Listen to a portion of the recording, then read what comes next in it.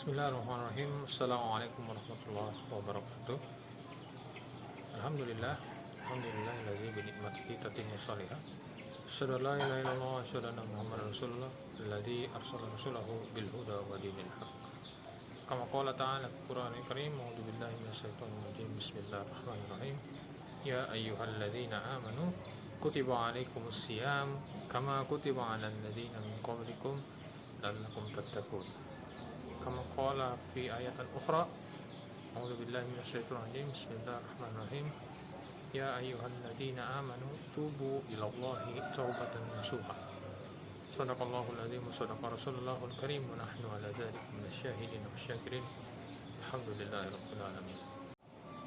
Yang saya hormati rekan-rekan guru Madrasah Sanawiyah Mahdotillah dan anak-anakku semua yang saya banggakan.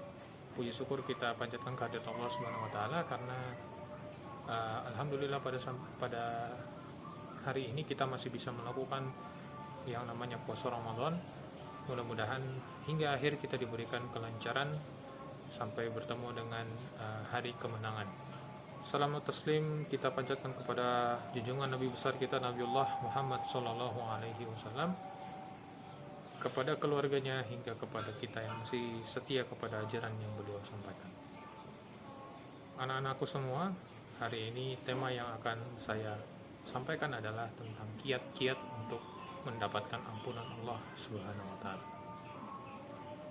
Baik, untuk kiat-kiat mendapatkan ampunan Allah sendiri, yang pertama yang harus kita lakukan adalah menyadari tentang kesalahan yang kita perbuat. Karena tanpa kita sadari, kita tidak bisa mengakui apa yang kita lakukan. Kita tidak akan pernah tahu kesalahan kita tidak pernah bisa mengakui kesalahan kita, dan kita tidak akan pernah mendapatkan ampunan Allah Subhanahu wa taala tanpa kita menyadarinya terlebih dahulu. Yang kedua adalah menyesali apa yang sudah kita lakukan daripada perbuatan salah kita. Ini yang harus kita lakukan, karena percuma kita mengetahui tapi tidak menyesali nanti, karena ujung-ujungnya pasti dilakukan lagi. Yang ketiga yang harus dilakukan adalah menyesali. Setelah menyesali adalah bersegera untuk menjauhi daripada perbuatan yang keji tersebut, perbuatan yang jelek tersebut. Kita buru-buru menjauhi, buru-buru menghindari. Kalau sementara melakukan kegiatan tersebut, kita hentikan seraya mengucapkan astagfirullahaladzim, itu yang harus dilakukan jika sementara melakukan kegiatannya.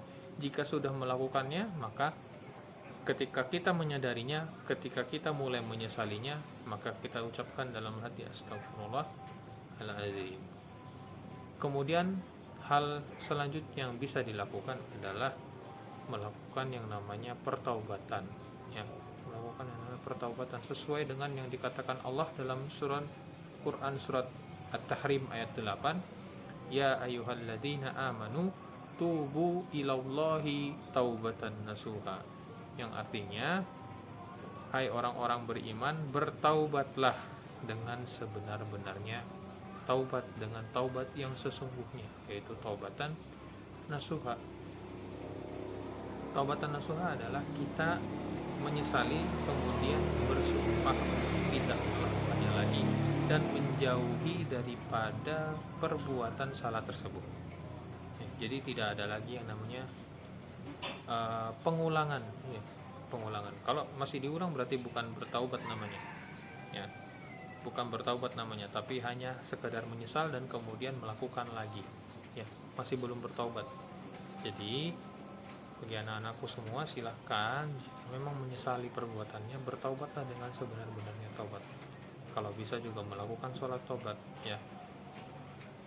Kemudian yang terakhir adalah menjauhi segala macam faktor, unsur yang bisa menjerumuskan kita kembali ke dalam kesalahan yang pernah kita lakukan ataupun yang sudah kita sesali, Mungkin kita bisa menjauhi yang namanya lingkungan-lingkungan negatif, seperti mungkin teman yang negatif, atau mungkin tempat-tempat yang negatif, seperti misalnya menjauhi perkumpulan-perkumpulan geng dan yang lain sebagainya, ya.